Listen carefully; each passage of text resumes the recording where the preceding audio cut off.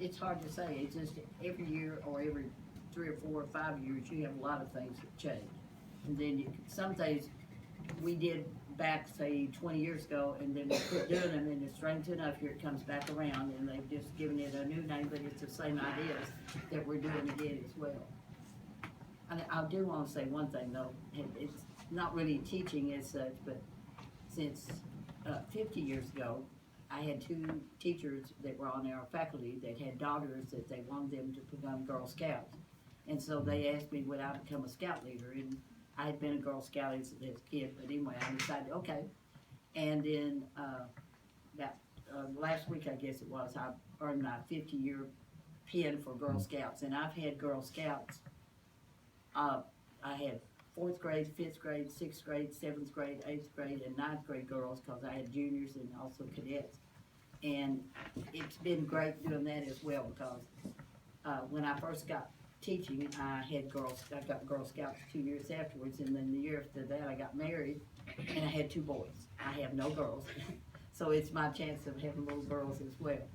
And I think Girl Scouting is also a thing that goes along. We all meet right here in my classroom, and it goes along with education and making people be better as well. What do you love about teaching 5th graders? You've been in the 5th grade, what, all 52 years?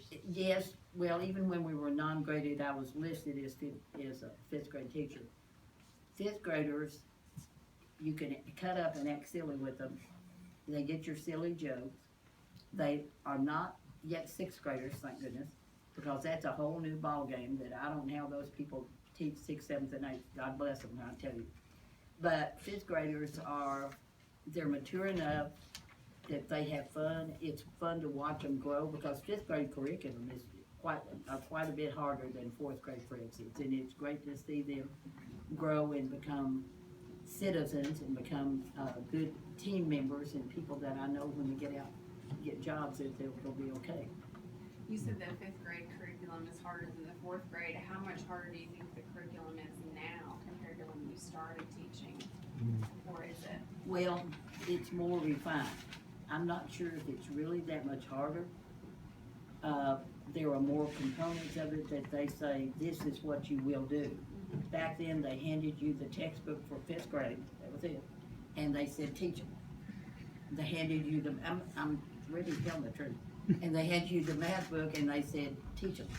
And they didn't have anything that was any differentiation with students that were slow and whatever, because we had a school that was called an EMR, Educable Mentally Retarded School, and they closed it right before they opened Sunnyview, and so they brought those students to us.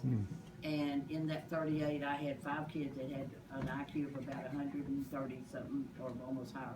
And then I had about 6 kids that were on that bottom that couldn't read, and they couldn't do math very well, and it was, it's like, teach them. And so, I guess because of that, I feel like that the curriculum is, yes, it's got more definition, and they give you more help as to what you could do to be able to do it, but otherwise, I don't think it's any harder, really. I mean, several years back, I taught an advanced math class for 10, 15 years here, and we were